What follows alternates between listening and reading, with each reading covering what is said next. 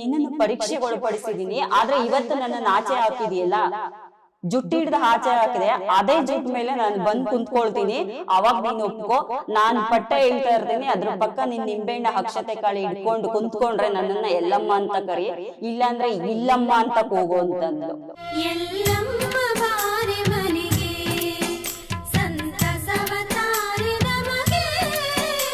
ಮಕ್ಕಳನ್ನ ಹಾಳು ಮಾಡ್ಕೊಳ್ತಾವ್ರೆ, ಗಂಡನ ಹಾಳು ಮಾಡ್ಕೊಳ್ತಾವ್ರೆ, ಗಂಡ ಕೆಟ್ಟವ್ರೆ ಕಣ್ರಿ, ಅದನ್ನ ತಿಕ್ಕಿ ತೊಳ್ಕೊಂಡು ಒಳ್ಳೆ ಗಂಡ ಮಾಡ್ಕೊಳ್ಬೇಕಷ್ಟೇ ನೀವು. ಆ ಒಳ್ಳೆ ಗಂಡ ಮಾಡ್ಕೊಳ್ಬೇಕು ಅಂದ್ರೆ ಆ ತಾಯಿ ಆ ತಾಯಿ ಪಾದಕ್ಕೆ ಬಿದ್ರೆ ಎಂತವ್ರು ಕೂಡ ಒಳ್ಳೆ ದಾರಿ ಬರ್ತಾರೆ. ಕೇಳುಕೊಳ್ಳದ ಎಲ್ಲಮ್ಮ ದೇವಿ ವರಪ್ರದಾಯಿನಿ ಸಿರಿಮಾತೆ. ಗಂಡನ ಪಕ್ಕದಲ್ಲಿ ಕೂರಿಸ್ಕೊಂಡು ಇನ್ನೊಬ್ರ ಬಗ್ಗೆ ಪ್ರಶ್ನೆ ಹಾಕಿದಾಗ ತಾಯಿ ಏನ್ ಹೇಳ್ತಾಳೆ, ದಯವಿಟ್ಟು ಹೆಣ್ಮಕ್ಳು ತಿಳ್ಕೊಳ್ಳಿ, ಅದು ಬೇಡ, ಅದು ಯಾವುದೇ ದೇವ್ರ ಕೈ ಹಿಡಿಯಲ್ಲ, ಯಾಕಂದ್ರೆ ಜಗನ್ಮಾತೆನೂ ಸಹಿಸಲ್ಲ ಅದನ್ನ.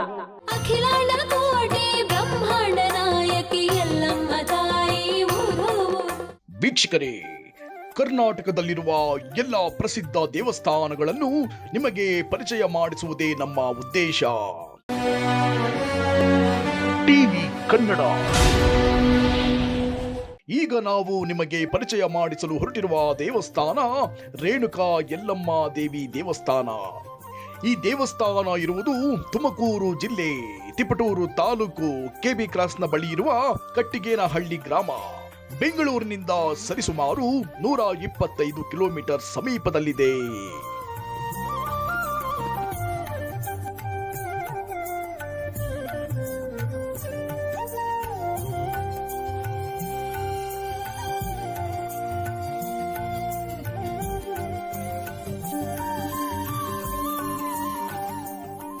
ಎಲ್ಲರಿಗೂ ನಮಸ್ಕಾರ.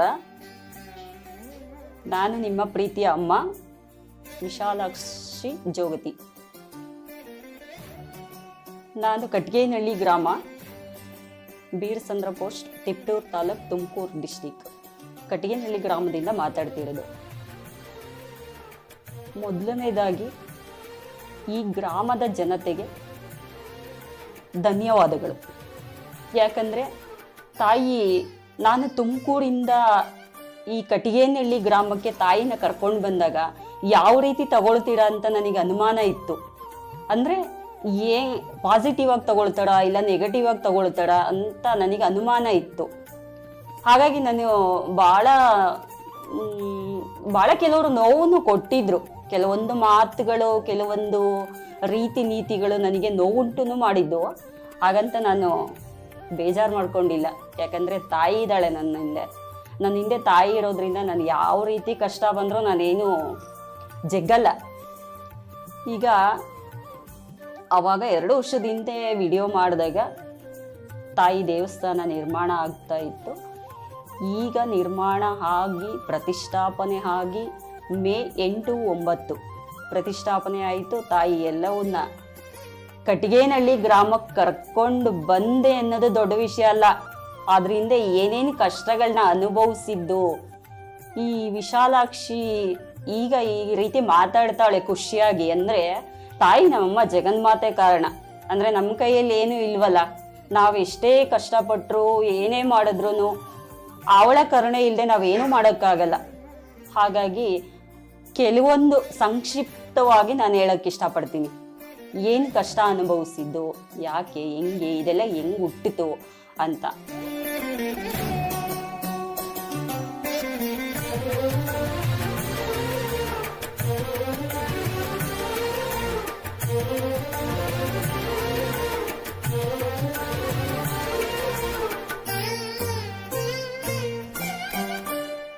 ತುಮಕೂರಲ್ಲಿದ್ದಾಗ ನನ್ನ ಸಂಸಾರದಲ್ಲಿ ಭಾಳ ಕಷ್ಟ. ಅಂದರೆ ನನ್ನ ಸಂಸಾರದಲ್ಲಿ ಹೆಂಗೆ ಕಷ್ಟ ಅಂದರೆ ನಾನು ಹೇಳ್ಕೊಳ್ಳೋದಂಥದ್ದು ತುಂಬ ನೋವುಗಳಿದ್ದಾವೆ.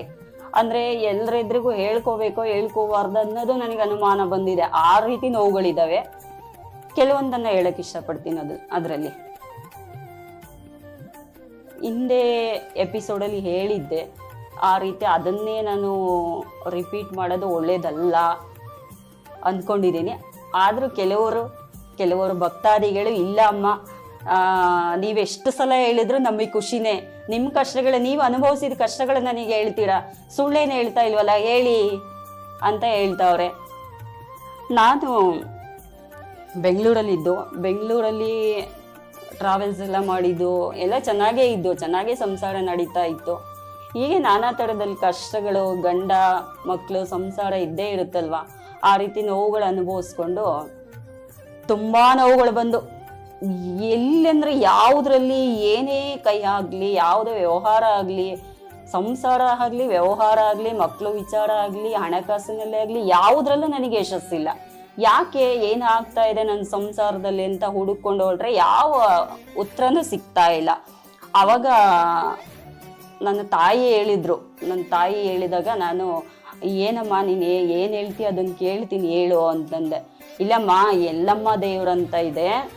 ಆ ನನ್ನ ತಾಯಿನ ಅವತ್ತಿನವರೆಗೂ ನನಗೆ ಗೊತ್ತಿಲ್ಲ, ತಾಯಿ ಏನಂತ ಗೊತ್ತಿಲ್ಲ, ಯಾರಂತನೂ ಗೊತ್ತಿಲ್ಲ. ತಾಯಿ ಹೆಸರೇ ನಾನು ಅಪರೂಪ ಕೇಳಿರೋದು. ಹಾಗಾಗಿ ಅಮ್ಮ ಹೇಳು, ಇದು ಯಾವ ದೇವರು ಏನು ಅಂತ ವಿಚಾರ ಮಾಡಿದಾಗ, ಇಲ್ಲಮ್ಮ ಇದು ಸೌದತ್ತಿ ಎಲ್ಲಮ್ಮ ಅಂತ, ನೀನು ಹೀಗೆ ಕಳಸ ಇಟ್ಕೊಂಡ್ರೆ ನಿನ್ಗೆ ಒಳ್ಳೇದು ಮಾಡ್ತಾಳೆ ಅವಳು, ನಿನ್ನ ಸಂಸಾರ ಚೆನ್ನಾಗಾಗುತ್ತಮ್ಮ ಅಂತ ಹೇಳಿದ್ರು. ಹೌದಾ, ಅದೇ ರೀತಿ ನಾನು ಅಂಗಡಿ ಮಾಡಿದ್ವಿ, ಅಂಗಡಿಯಲ್ಲಿ ಕಳಸ ಇಟ್ಕೊಂಡು ಪೂಜೆ ಮಾಡ್ಕೊಂಡು ಬಂದೆ. ಒಂದು ಚಿಕ್ಕ ಮನೆಯಲ್ಲಿದ್ದು, ಅವಾಗ ಚಿಕ್ಕ ಮನೆ ಅಂದರೆ ಒಂದೇ ಒಂದು ರೂಮು, ಒಂದು ಕಿಚನ್ ಚಿಕ್ಕದಾಗಿ, ಆ ಚಿಕ್ಕ ಮನೆಯಲ್ಲೇ ನಾನು ಮನೆಯಲ್ಲೇ ಪೂಜೆ ಮಾಡ್ಕೊಳ್ತಾ ಬಂದೆ.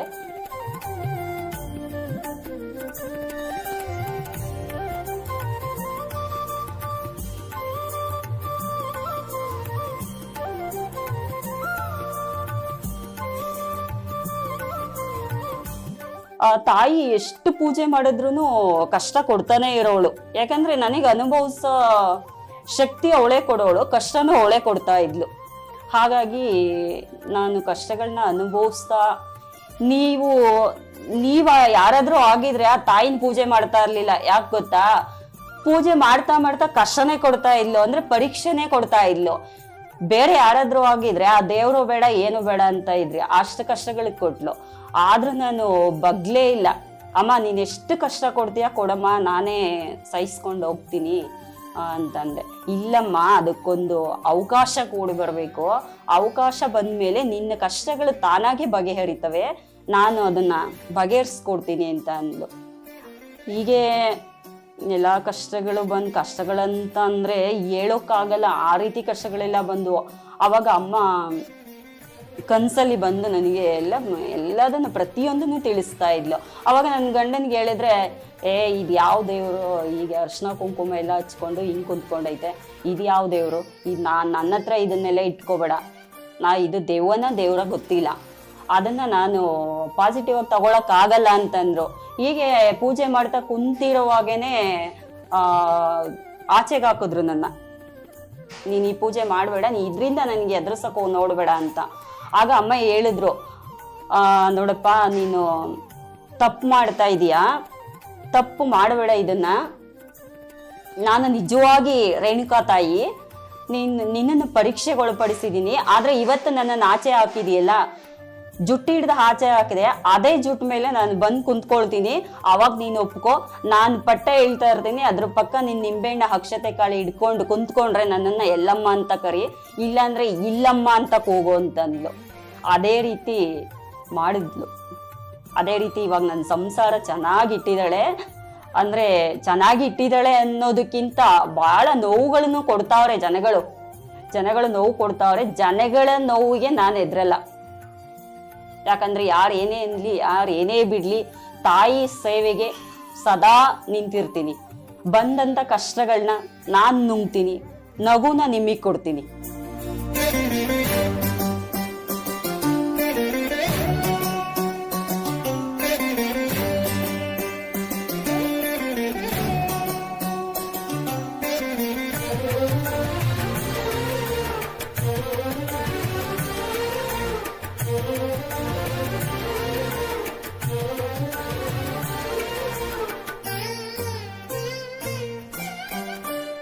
ಇವತ್ತು ಇಲ್ಲಿ ಕುಂತ್ಕೊಂಡು ಮಾತಾಡ್ತಿದ್ದೀನಿ ಅಂದ್ರೆ ನಾನು ಈ ಕುರ್ಚಿಗೆ ಎಷ್ಟು ಕಷ್ಟಪಟ್ಟಿದ್ದೀನಿ ಅಂತ ನೀವೇ ಲೆಕ್ಕ ಹಾಕಿ.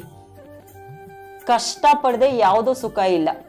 ಹಾಗಂತ ನೀವು ಅಷ್ಟೇನೆ, ಕಷ್ಟ ಬಂದಾಗ ಹೆಣ್ಮಕ್ಳು ತಾಯಂದಿರೋ ಹೆಣ್ಣು ಮಕ್ಕಳಿಗೆ ಬುದ್ಧಿವಾದ ಹೇಳ್ತಾ ಇದ್ದೀನಿ. ಯಾಕಂದರೆ ಇವತ್ತಿನ ದಿನ ಬರ್ತಾ ಇದ್ದಾರೆ ಮಕ್ಕಳು ಇಲ್ಲಿಗೆ, ಹೆಣ್ಣು ಮಕ್ಕಳು ತುಂಬ ಹದಗೆಟ್ಟು ಹೋಗ್ತಾ ಇದ್ದಾವೆ.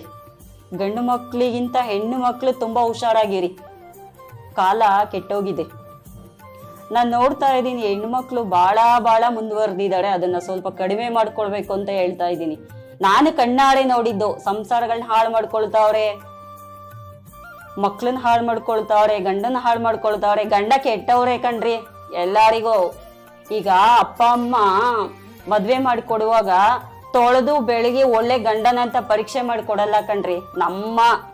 ನಮಗೆ ನಮ್ಮ ಪಾಲಿಗೆ ಏನು ಬರುತ್ತೋ ಅದನ್ನ ಅವರು ಹೊರ ಪ್ರಸಾದವಾಗಿ ಕೊಡ್ತಾರೆ. ಅದನ್ನ ತಿಕ್ಕಿ ತೊಳ್ಕೊಂಡು ಒಳ್ಳೆ ಗಂಡನ್ ಮಾಡ್ಕೊಳ್ಬೇಕು ಅಷ್ಟೇ ನೀವು. ಆ ಒಳ್ಳೆ ಗಂಡನ್ ಮಾಡ್ಕೊಳ್ಬೇಕು ಅಂದ್ರೆ ಆ ತಾಯಿ ನೀಡಿರಿ. ಆ ತಾಯಿ ಪಾದಕ್ಕೆ ಬಿದ್ರೆ ಎಂಥವ್ರು ಕೂಡ ಒಳ್ಳೆ ದಾರಿಗೆ ಬರ್ತಾರೆ, ಒಳ್ಳೆ ಸಂಸಾರನೂ ಆಗುತ್ತೆ, ಒಳ್ಳೆ ಮಕ್ಕಳು ಹುಟ್ಟುತ್ತವೆ, ಎಲ್ಲ ಹುಟ್ಟುತ್ತಾವ್ ಕಣ್ರಿ. ಆದ್ರೆ ಒಳಗೊಂದು ಹೊರಗೊಂದು ಇಟ್ಕೋಬೇಡಿ. ಈ ಮಕ್ಕಳಲ್ಲಿ ಕೇಳ್ಕೊಳ್ಳೋದೇನು ಅಂದ್ರೆ ಒಳಗೊಂದು ಹೊರಗೊಂದು. ನನಗೆ ನೀವು ಏನೇ ಮಾಡಿದ್ರು, ಏನೇ ತುಪ್ಪದಲ್ಲಿ ಅಭಿಷೇಕ ನನಗೆ ಮಾಡ್ತಾ ಇದ್ರು ಒಳಗಡೆ ಏನಿದೆ ಅಂತ ನನಗೆ ಗೊತ್ತಾಗುತ್ತೆ. ಯಾಕಂದ್ರೆ ತಾಯಿ ಹೇಳ್ತಾ ಇರ್ತಾಳೆ, ಅಮ್ಮ ನಿನ್ನೆದುರಿಗೆ ಇವ್ರು ಈ ರೀತಿ ಮಾತಾಡ್ತಾವ್ರೆ, ಹಿಂದೆ ನಿನಗೆ ತ್ರಿಶೂಲ ಹಾಕೋರು ನೋಡು ಅಂತ. ಆದ್ರೆ ಆ ಕೆಲಸ ನೀವು ಮಾಡಕ್ ಹೋಗ್ಬೇಡಿ. ನಿಜವಾಗಿನೂ ಕೆಟ್ಟವಳಂದ್ರೆ ಒಳ್ಳೆಯವ್ರಂದ್ರೆ ಒಳ್ಳೆಯವರೇ ಅಂದ್ರಿ ಅದ್ರಲ್ಲೇನಿದೆ ರೀ ಅಲ್ವಾ? ತಾಯಿ ಜಗನ್ಮಾತೆ ಇವತ್ತು ಇರ್ಲಿ, ನನ್ನ ಕಷ್ಟಗಳು ಕಳೆದು ಇವತ್ತು ಈ ರೀತಿ ಆಗಿದೆ.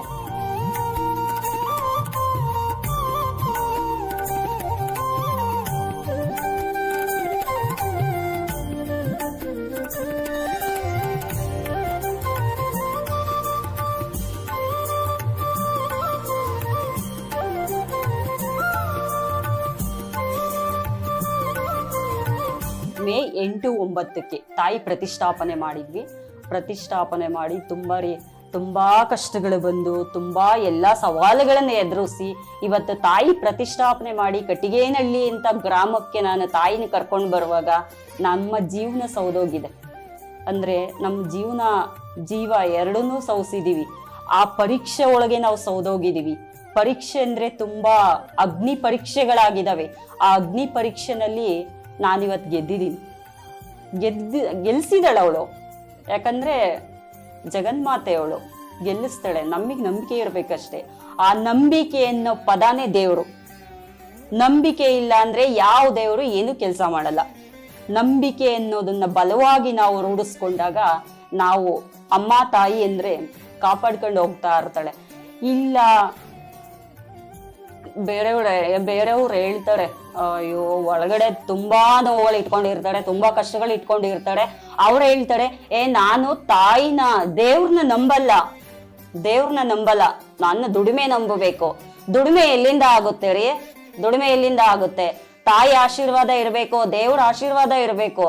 ದುಡಿಮೆ ಆಗೋದಕ್ಕೆ, ದುಡಿಮೆ ಮಾಡೋಕೆ ಶಕ್ತಿ ಬೇಕು ತಾನೆ. ಆ ಶಕ್ತಿ ಎಲ್ಲಿಂದ ಬರುತ್ತೆ? ಊಟ ಎಲ್ಲಿಂದ ಬರುತ್ತೆ? ರೈತ ಬೆಳಿತಾನೆ. ರೈತನಿಗೆ ಶಕ್ತಿ ಕೊಡೋಳು ಯಾರು? ಭೂತಾಯಿ. ಅದು ತಾಯಿನೇ. ಹಾಗಂತ ತಾಯಿ ಆಶೀರ್ವಾದ ಎಲ್ಲರಿಗೂ ಇರಬೇಕು ಸದಾ. ಆ ತಾಯಿ ಆಶೀರ್ವಾದ ಇದ್ದಾಗ ಮಾತ್ರ ಈ ಕುರ್ಚಿಯಲ್ಲಿ ಕುಂತ್ಕೊಳ್ಳೋಕೆ ಬಿಡ್ತಾಳೆ. ಇಲ್ಲ ಅಂದ್ರೆ ಖಂಡಿತ ಬಿಡೋದಿಲ್ಲ.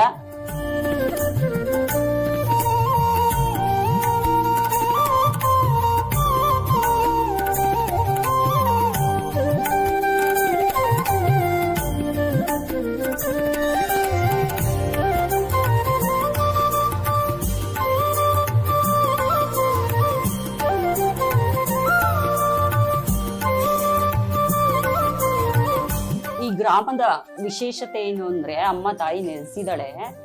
ಆ ತಾಯಿ ದೇಗುಲದಲ್ಲಿ ಸ್ಥಳದಲ್ಲಿ ವಿಶೇಷತೆ ಏನು ಅಂದ್ರೆ ಪ್ರಶ್ನೆ ಕೇಳ್ತಾರೆ. ಪ್ರಶ್ನೆನ ಯಾವ ರೀತಿ ಕೇಳ್ತಾರೆ ಅಂದ್ರೆ ಮಕ್ಕಳು ತುಂಬಾ ಪರೀಕ್ಷೆ ಮಾಡೋಕಂತಾನೆ ಬರ್ತಾರೆ, ಒಳಗೊಂದು ಹೊರಗೊಂದು ಇಟ್ಕೊಂಡು. ಆ ತಾಯಿ ಹೇಳ್ತಾಳೆ, ಈ ಪ್ರಶ್ನೆಗೆ ಬರ್ತೀಯಪ್ಪ, ಈ ಪ್ರಶ್ನೆನೇ ಕೇಳ್ತೀಯ ನೀನು. ಎಲ್ಲಾ ರೀತಿ ಪ್ರಶ್ನೆ ಕೇಳ್ತಾರೆ ಕಣ್ರಿ. ನಾನು ಹೆಣ್ಣು ಮಕ್ಳನ್ನ ಯಾಕೆ ತಗೊಳ್ತಾ ಇದ್ದೀನಿ ಅಂದ್ರೆ, ಹೆಣ್ಣು ಮಕ್ಳು ತಿದ್ಕೊಳ್ಳೋದು ಯಾಕೆ ಅಂದ್ರೆ, ತಿದ್ಕೋಬೇಕು ಅಂತ ಹೇಳ್ತಾ ಇರೋದು ಯಾಕೆ ಅಂದ್ರೆ, ನನ್ನ ಹತ್ರ ಬರೋ ಪ್ರಶ್ನೆಗಳು ಗದ್ದಿಗೆ ಮೇಲೆ ಹೆಣ್ಣು ಮಕ್ಳು ತುಂಬಾ ಕೆಟ್ಟದಾಗಿ ಪ್ರಶ್ನೆ ಹಾಕಕ್ ಬರ್ತಾವ್ರೆ. ಒಂದು ಉದಾಹರಣೆ ಕೊಡ್ತೀನಿ. ಅಂದರೆ ನೀವು ಹೇಗೆ ತಗೊಳ್ತೀರೋ ಅದು ನಿಮಗೆ ಬಿಟ್ಟಿದ್ದು. ಗಂಡ ಹೆಂಡತಿ ಇಬ್ರು ಬರ್ತಾರೆ, ಪ್ರಶ್ನೆ ಆಗ್ತಾರೆ ಗದ್ದಿಗೆ ಮೇಲೆ. ಗಂಡ ಹೆಂಡತಿ ಮೇಲೆ ಪ್ರಶ್ನೆ ಆಗ್ತಾನೆ, ಹೆಂಡತಿ ಗಂಡನ ಮೇಲೆ ಪ್ರಶ್ನೆ ಆಗ್ತಾಳೆ. ಆ ತಾಯಿ ಮಹಾತಾಯಿ ಏನಾಗ್ತಾಳೆ, ಗಂಡನ್ನ ಬಿಟ್ಟು ಇನ್ನೊಬ್ಬರ ಬಗ್ಗೆ ಪ್ರಶ್ನೆ ಆಗ್ತಾಳೆ. ಒಳಗಡೆನೆ ಇಟ್ಕೊಂಡಿರ್ತಾಳೆ. ಗಂಡನ ಪಕ್ಕದಲ್ಲಿ ಕೂರಿಸ್ಕೊಂಡು ಇನ್ನೊಬ್ಬರ ಬಗ್ಗೆ ಪ್ರಶ್ನೆ ಹಾಕಿದಾಗ ತಾಯಿ ಏನ್ ಹೇಳ್ತಾಳೆ, ದಯವಿಟ್ಟು ಹೆಣ್ಮಕ್ಳು ತಿದ್ಕೊಳ್ಳಿ, ಅದು ಬೇಡ, ಅದು ಯಾವುದೇ ದೇವ್ರ ಕೈ ಹಿಡಿಯಲ್ಲ, ಯಾಕಂದ್ರೆ ಜಗನ್ಮಾತೆನೂ ಸಹಿಸಲ್ಲ ಅದನ್ನ. ತುಂಬಾ ಕೇಸ್ಗಳು ಬರ್ತಾ ಇದಾವೆ ಇಲ್ಲಿ. ಹೆಣ್ಣು ಮಕ್ಕಳು ಯಾಕೆ ಇಷ್ಟೊಂದು ಕೆಟ್ಟದಾಗ ಹೋಗ್ತಾ ಇದ್ದೀರಾ? ದಯವಿಟ್ಟು ನಾನು ಹೇಳ್ತೀನಿ ಕೇಳಿ, ಹೆಣ್ಣು ಮಕ್ಕಳು ಬಿಟ್ಬಿಡ್ಬೇಕು. ಒಳ್ಳೆ ತಾಯಿ ಹೆಣ್ಣು ಮಕ್ಕಳನ್ನ ಭೂದೇವಿ, ಈ ನದಿ ಹರಿಯೋ ನದಿಗಳಿಗೆ ಕೂಡ ಹೆಣ್ಣು ಮಕ್ಕಳು ಹೆಸರಿಟ್ಟಿದ್ದಾರೆ. ಯಾಕೆಂದ್ರೆ ಪವಿತ್ರವಾದ ಹೆಸರುಗಳಂತ. ಆ ಪವಿತ್ರವಾದ ಹೆಸರುಗಳು ಇಟ್ಕೊಂಡು ಗಂಡ ಹೆಂಡತಿ ಬರ್ತೀರಾ, ಮೂರನೇವ್ರ ಬಗ್ಗೆ ಪ್ರಶ್ನೆ ಆಗ್ತೀರಾ. ಯಾಕೆ? ಅಮ್ಮಂಗೆ ಗೊತ್ತಾಗಲ್ಲ ಅಂತನಾ? ಪ್ರತಿಯೊಂದು ಗೊತ್ತಾಗುತ್ತೆ. ಪ್ರತಿಯೊಂದು ನೀವೇನು ಪ್ರಶ್ನೆ ಆಗ್ತೀರಾ ಅಂತ ಎಲ್ಲ ಗೊತ್ತಾಗುತ್ತೆ.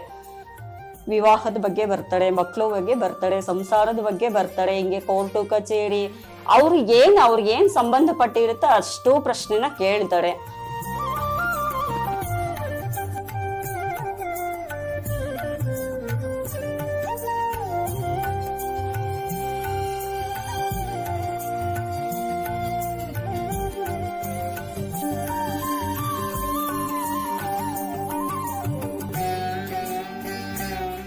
ಇನ್ನೊಂದು ವಿಶೇಷತೆ ಏನಂದ್ರೆ ಇಲ್ಲಿ ಕಟ್ಟು ಹೊಡೆಯೋದು. ಕಟ್ಟು ಹೊಡಿತೀವಿ. ಏನೇ ಸಮಸ್ಯೆಗಳಿರ್ಲಿ, ಯಾವುದೇ ಸಮಸ್ಯೆ ಅಂತ ಮಕ್ಕಳು ಇಲ್ಲಿಗೆ ಬರಲಿ, ವಿಶೇಷತೆನೆ ಕಟ್ಟು ಹೊಡೆಯೋದು. ತಾಯಿ ಜಗನ್ಮಾತೆ ಕಟ್ಟು ಹೊಡಿಸಿ ಆ ಕಟ್ಟಿದ ಮುಖಾಂತರ ನಿಮ್ಮ ಕಷ್ಟಗಳನ್ನ ಬಗೆಹರಿಸ್ತಾಳೆ.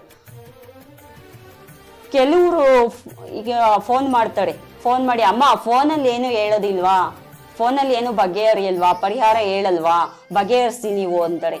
ಹೆಂಗಪ್ಪ ಫೋನಲ್ಲಿ ಬಗೆಹರಿಸೋದು? ಹುಷಾರಿರಲ್ಲ. ಡಾಕ್ಟರ್ ಶಾಪಿಗೆ ಹೋದ್ರೆ ತಾನೇ ಡಾಕ್ಟರ್ ನೋಡಿ ಏನಾಗಿದೆ ಅಂತ ಹೇಳೋದು. ಹಾಗಂತ ತಾಯಿ ಜಗನ್ಮಾತೆ ನೆಲನ ತುಳಿರಿ, ಆ ಭೂಮಿನ ತುಳಿರಿ. ನಿಮ್ಗೆ ಆ ಕಷ್ಟಗಳು ನಿಮಗೆ ಆ ತಾಯಿಗೆ ತಲುಪುತ್ತೆ. ಆ ಭಕ್ತ ಮಕ್ಕಳು ಆ ನೆಲನ ತುಳಿದಾಗ ತಾಯಿ ಏನೋ ತುಳಿತಾ ಇದಾರಲ್ಲ, ನನ್ನ ಯಾಕೆ ತುಳಿತಾವ್ರೆ ಅಂದ್ರೆ ಆ ತಾಯಿಗೆ ನಿಮ್ಮ ಕಷ್ಟಗಳ ಅರ್ಪಣೆ ಆಗುತ್ತೆ. ಫೋನಲ್ಲಿ ಯಾವುದೇ ಪ್ರಶ್ನೆಗೂ ಉತ್ತರ ಸಿಗೋದಿಲ್ಲ.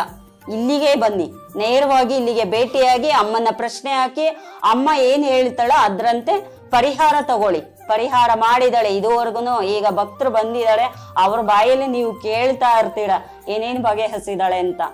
ಈಗ ಕಟ್ಗೇನಹಳ್ಳಿಗೆ ಬರ್ಬೇಕಂದ್ರೆ KB ಕ್ರಾಸ್ ಸೆಂಟರ್, ಅದು KB ಕ್ರಾಸ್. ಈ ಕಡೆ ತುಮಕೂರು, ಬೆಂಗಳೂರು, ಈ ಕಡೆ ಮೈಸೂರು, ಮಂಡ್ಯ, ಈ ಕಡೆ ಚಿಕ್ಕನಾಯಕನಹಳ್ಳಿ, ಈ ಕಡೆ ತುರುವೇಕೆರೆ, ಯಾವುದೇ ಮುಖಾಂತರ ಬಂದ್ರೂ KB ಕ್ರಾಸ್ ಸೆಂಟರ್. KB ಕ್ರಾಸಿಗೆ ಬಂದ್ರೆ 1 ಕಿಲೋಮೀಟರ್ ಕಟ್ಗೇನಹಳ್ಳಿ ಗ್ರಾಮ.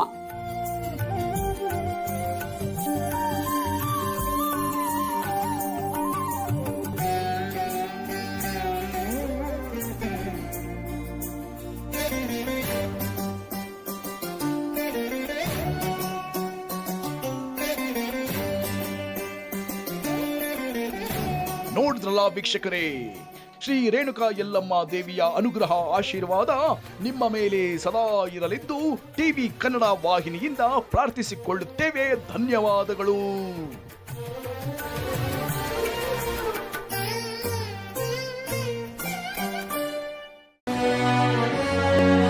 ಟಿವಿ ಕನ್ನಡ.